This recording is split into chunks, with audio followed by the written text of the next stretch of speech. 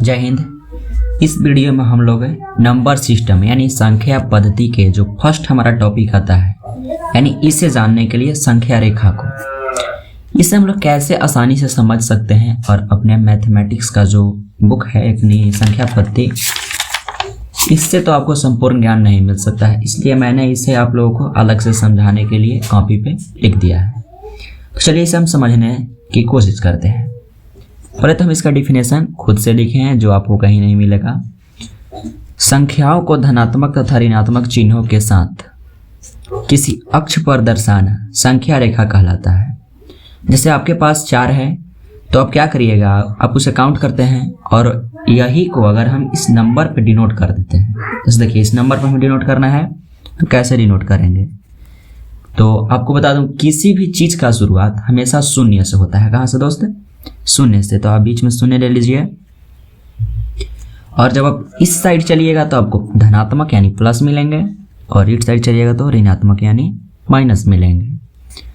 तो आप इस तरफ बनाइए 1 2 3 4 5 6 7 8, आपको जितना बनाना उतना बना लीजिए और इस साइड भी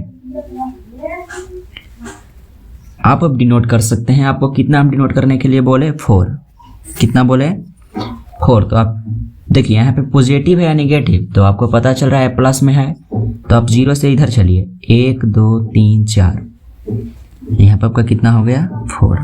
ठीक है। अगर हम बोले -3 को डिनोट करिए यानी दर्शाइए, तो आप 0 से इस तरफ आइएगा 1 2 3 और यहाँ पे एक लाइन बनाइए और यहाँ पे लिख दीजिए -3। अगर आपको डिनोट करना है 8 को, तो देखिए हम +8 ले रहे हैं, तो देखिए यहाँ शुरू करेंगे तो 1 2 3 4 5 6 7 8, कहाँ पे हुआ यहाँ पे, तो हम इसे क्या लिखेंगे 8। अगर हम बोल दिए -5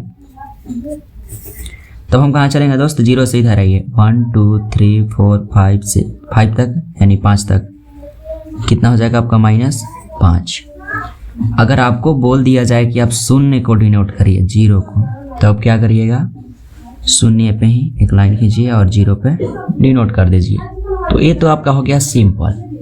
सिंपल जो टाइप के होते हैं उसे। अब मैं आपको देता हूँ थोड़ा कठिन सवाल। जैसे मैंने यहाँ पे एक नंबर लाइन बना रखा है, इधर पॉजिटिव और इधर निगेटिव, और अगर जब आप इसे पलटिएगा तो ये ऊपर चल जाता है पॉजिटिव और निगेटिव नीचे आ जाता है, आप ध्यान रखिएगा। और यहाँ पे आप 0 बना दीजिए, इस तरफ प्लस और इस तरफ माइनस। और अगर आपको हम बोल दिए कि लगभग आप 0.5 को डिनोट करिए और 0.4 -0.5 और डिनोट करिए 1.5 और -2.5, इतना आपको डिनोट करने के लिए दे दिए।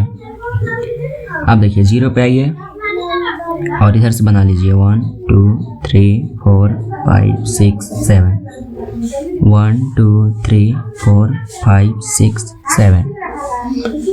आपको देखिए पहले तो प्लस में है 0.5, तो 0 से और 1 के बीच में आता है यानी हाफ, यानी आधा आपका क्या हो गया 0.5।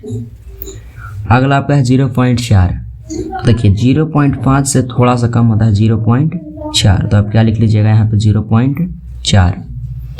अगला है आपका -0.5, तो 1 से पीछे आइए और 1 और आधा के बीच में होता है, तो आप क्या लिखिएगा -0.5, आपका कितना हो गया यहाँ पे। अब आपको है 1.5 यानी पॉजिटिव है, तो 1 गिनिए यहाँ से, शून्य से गिनिए 1 और 0.5 इसके और इसके बीच में होंगे, तो हम इसके आधा पे क्या कर देंगे 1.5 डिनोट। अब है आपका -2.5, तो आप इधर से शून्य से आइए 1 2 और 2 3 के बीच में होता है 2.5, तो इसके बीच में हम ले लेंगे 2.5 और क्या हो जाएगा आपका ये माइनस। तो उम्मीद है ये समझ गए होंगे। और आप देखते हैं कि जो भिन्न में होता है यानी बट्टा में, ऐसा हो गया आपका 4/2, तो इसे तो आप काट लीजिएगा तो कितना हो जाएगा आपका 2। तो हम मान लीजिए यहाँ पे बनाते हैं 1 2 3 4 और 0 आप जरूर लिखिएगा। देखिए 2 है तो इधर से 1 और 2, ठीक है। अगर आपको हम दे दिए 3/2, तो आप कैसे बनाइएगा? देखिए अगर आप 3 2 से 3 में भाग करिएगा आपको आएगा 1.5, तो आप अनुमान लगाइए कहाँ तक आएगा 1.5 आपका। आपको पता है 2 1, देखिए आपका 1 है और एक कितना है 2, 1 और 2 के बीच में आता है आपका 1.5। तो आप इसके बीच में क्या कर दीजिए 3/2 को लिख दीजिए। अगर आपको दे दिए हम 5/2 तो ये होता है 2.5। तो देखिए 2.5 कहाँ आता है 2, तो यहाँ पे 3 है तो इसके बीच में, तो हम यहाँ पे क्या लिख देंगे 5/2। तो ये तो था नॉर्मल डिनोट करने के लिए जो आप सीख गए होंगे उम्मीद है। तो अगला जो हमारा टॉपिक होगा उसमें हम कवर करेंगे, देख लीजिए इसमें क्या है आपका पूर्ण संख्या, प्रकृत संख्या और पूर्णांक क्या होते हैं, इन्हें मैं आपको बताऊंगा।